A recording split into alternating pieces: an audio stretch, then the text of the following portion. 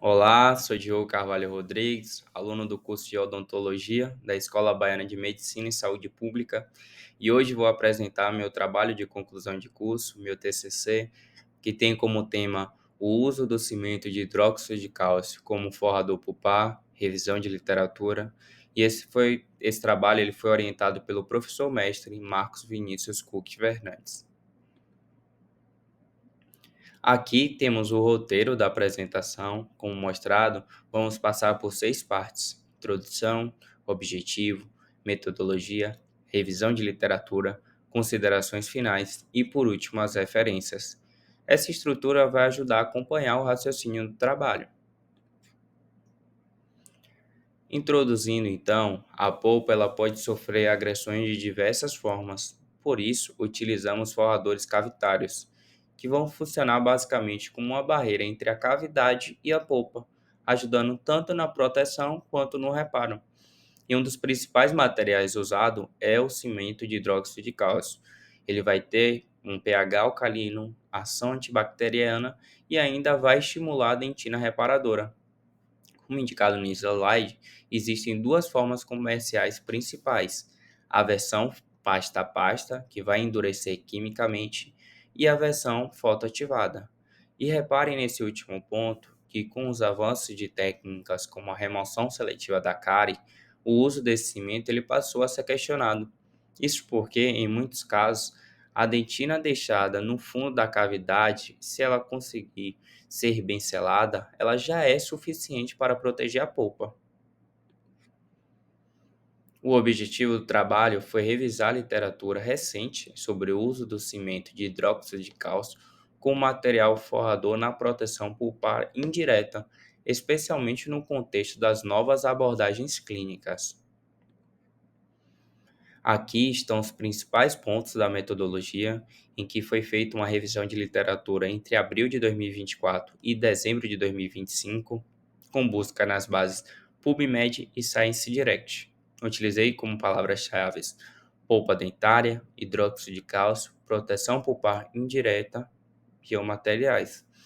Foram incluídos artigos em inglês e português que abordem o tema do trabalho e estudos sobre o capeamento pulpar indireto em dentes permanentes.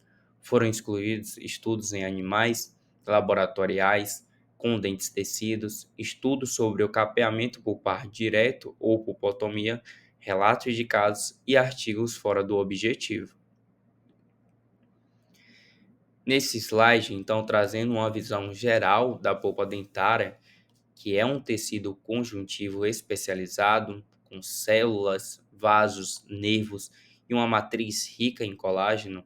Essa matriz ela vai ser composta por fibras colágenas tipo 1, imersas em uma base de 75% de água e 25% de material orgânico, o que vai garantir suporte físico a essas células e favorecer o ambiente biológico necessário para suas funções. Ela tem funções essenciais como nutrição, defesa, percepção da dor e o reparo. Então, manter a integridade da polpa é fundamental para a vitalidade do dente, principalmente em procedimentos restauradores profundos. A pulpite é a inflamação da polpa dentária em resposta a agressões externas, sendo limitada pela anatomia rígida da cavidade pulpar. E os principais visitantes, eles são divididos em 4 grupos: físicos, químicos, térmicos e biológicos. Físicos, como preparos profundos, traumas, movimentos ortodônticos e atrição. Térmicos, como restaurações metálicas sem isolamento e preparo cavitário sem irrigação. Químicos, como ácido fosfórico, clareadores, agentes de limpeza e adesivos dentinários. E principalmente os biológicos, com destaque maior para a cárie dentária. A cárie é uma doença infecciosa e biofilme dependente que promove a desmineralização progressiva da dentina. Mesmo sem exposição direta da polpa, as bactérias e seus subprodutos eles vão se infiltrar pelos túbulos dentinários, provocando assim uma inflamação pulpar, que se não for bem controlada, essa inflamação ela pode chegar a se tornar irreversível, evoluindo assim para uma necrose pulpar e comprometendo os tecidos periapicais.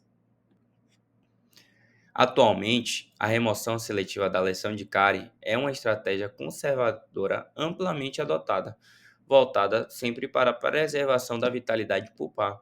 Em vez de remover toda a dentina cariada, como nas técnicas tradicionais, essa abordagem mantém a dentina afetada, que ainda apresenta um potencial de remineralizar.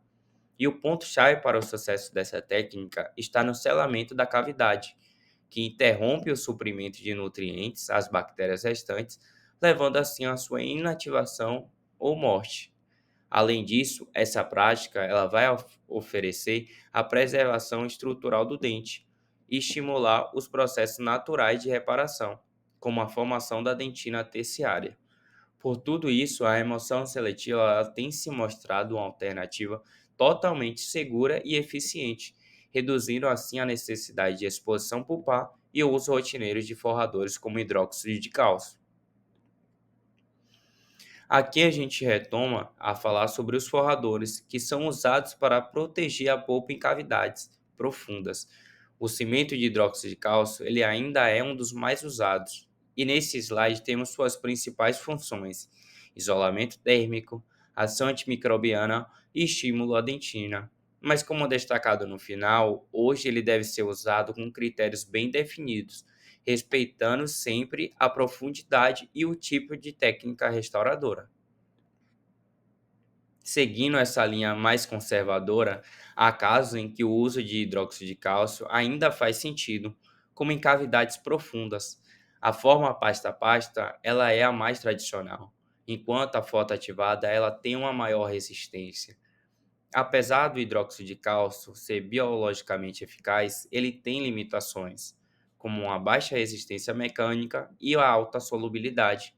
Por isso, ele deve ser usado em camadas finas e recoberto também por outro material. O sucesso vai depender de uma boa seleção do caso e também do selamento bem feito.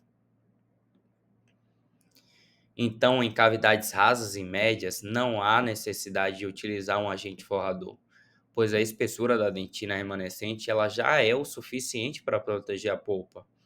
No entanto, em cavidades profundas, essa proteção ela pode não ser adequada, e aí sim é indicado o uso de um material forrador. Com a abordagem da remoção seletiva de tecido cariado, surgiu o questionamento na literatura se ainda seria necessário o uso de um agente forrador, já que a dentina preservada ela pode oferecer uma barreira biologicamente eficaz. Apesar disso, não há um consenso definitivo.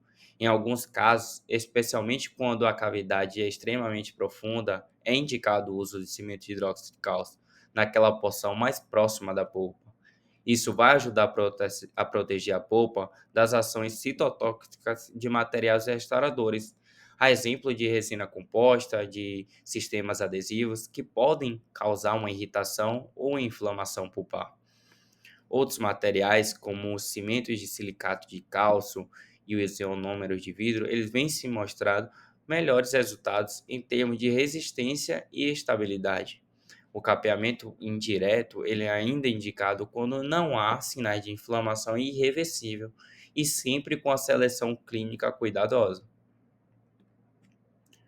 Então, concluo meu trabalho afirmando que o uso do cimento de hidróxido de cálcio ele deve ser feito com critério, considerando a vitalidade da polpa, a profundidade da cavidade e o tipo de restauração.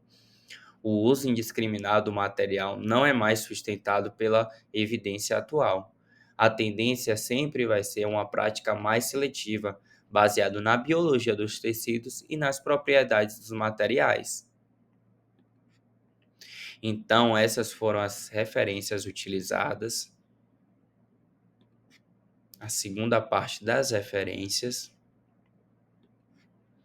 Então, muito obrigado pela atenção de vocês e fico à disposição para responder qualquer dúvida e pergunta.